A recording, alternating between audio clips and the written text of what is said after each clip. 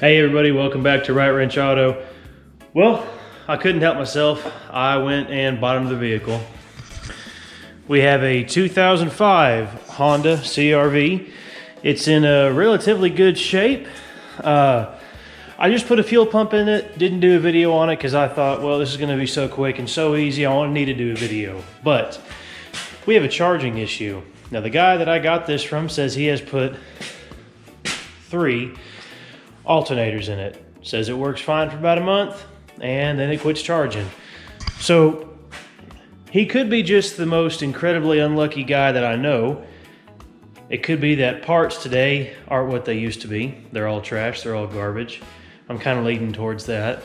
Or we could have a problem with the ELD unit and or ECM spitting out the voltages and or grounds. So here we have our handy dandy printout. It's real simple. We're going to be chasing and checking our circuitry from the ECM to the alternator, as well as our ELD unit to the alternator here. This is going to be incredibly handy to check. So that's our simple diagram. Here's our same thing, just OEM, not colored. Here's the same thing again, Honda's version. And here is my technical service bulletin here. So, first thing, we are going to check our plug, key on. We're going to check our T101 wire. That's going to be B in our pigtail.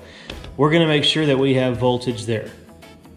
Then we're going to come to our white and green wire, which is our alternator C signal. We're going to check to see if we have power there. And then we're going to check our FR circuit, which is our coil voltage to induce the coil of the alternator. If FR does not have voltage on it, there will be no coil induction to create a magnetic field to charge the vehicle. And we have our L wire, which is going to be my dash signal. So this here is going to tell the dash, hey, your alternator is not charging. And my ignition wire here is just going to be 12 volts from the ignition. So the main wires I want to be checking today are 4 and 1. I already know 3 works because I have a light on the dash. So I need to be checking B, C, FR, and IG. Simple enough, right? You following all that? I already got myself lost on it. So I guess we'll pop the hood, see what we can do on this.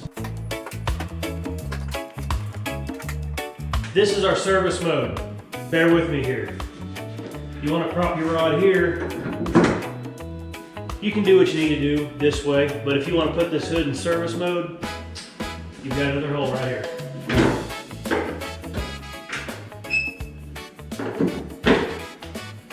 Look at all that extra room there. Look at all this. There is going to be our alternator.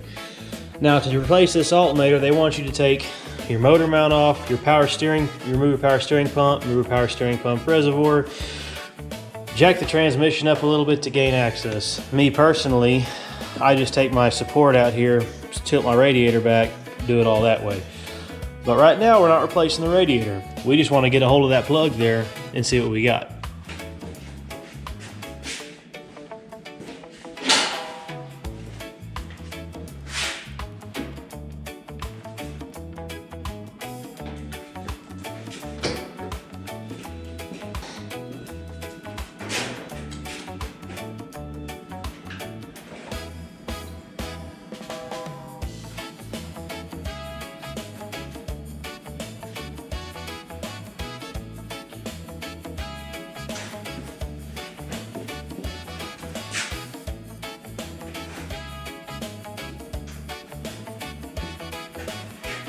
.41,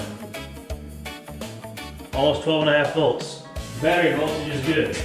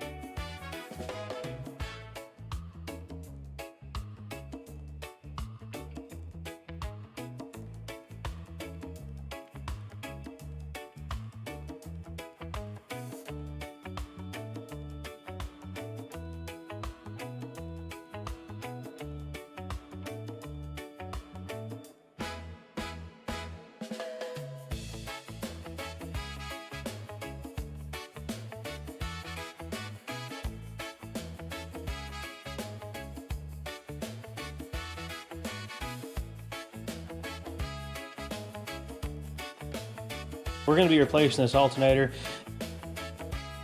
We actually did all of our checks and they all showed to be good here. So again, everything was proper. All my voltages are right there. Everything showed to be perfect. My guess is he's just gotten 3 bad alternators in a row. Man, it happens, dude. We live in an absolutely horrible time for parts. I don't know if you want to blame that on COVID. I don't know if you want to blame it on just how cheap everything is. Whatever you want to blame it on, man, just all the above. I don't even pretend to understand what's going on with our parts world right now. All I know is that to get this alternator off, we're going to pull this radiator. That'll give us a little bit more room to pull this right here. So hang out with me and we'll get this thing pulled.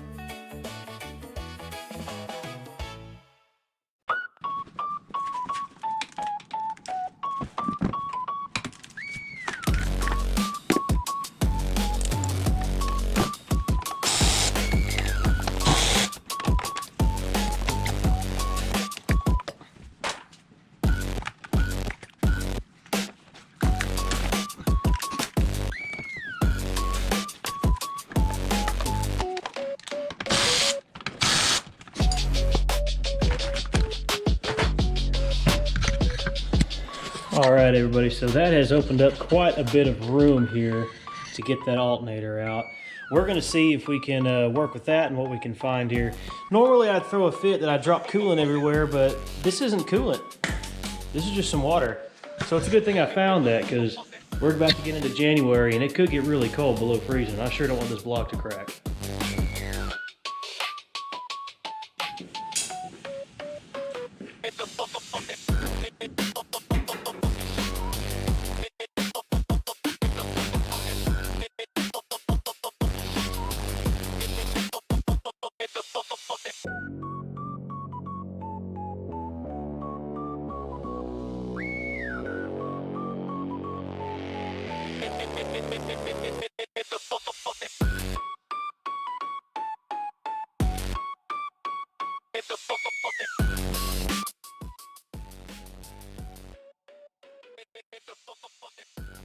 So far, this has all been 10 millimeter, okay?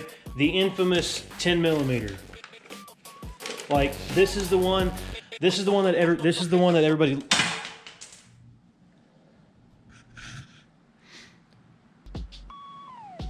That's the socket that everybody loses.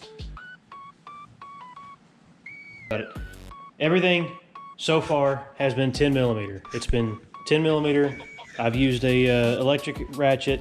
The only thing that's not 10 millimeter is going to be your tensioner pulley, which is 14 millimeter, and your alternator bolts, which are, oh, I don't want to lose this, which are 12 millimeter. I about lost that one too, my goodness. Butterfingers over here.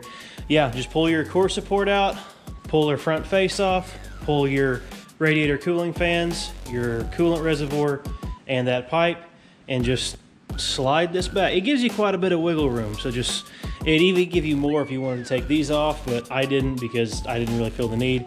Just pull that back a little bit, and that gives you more than enough room to pull that alternator.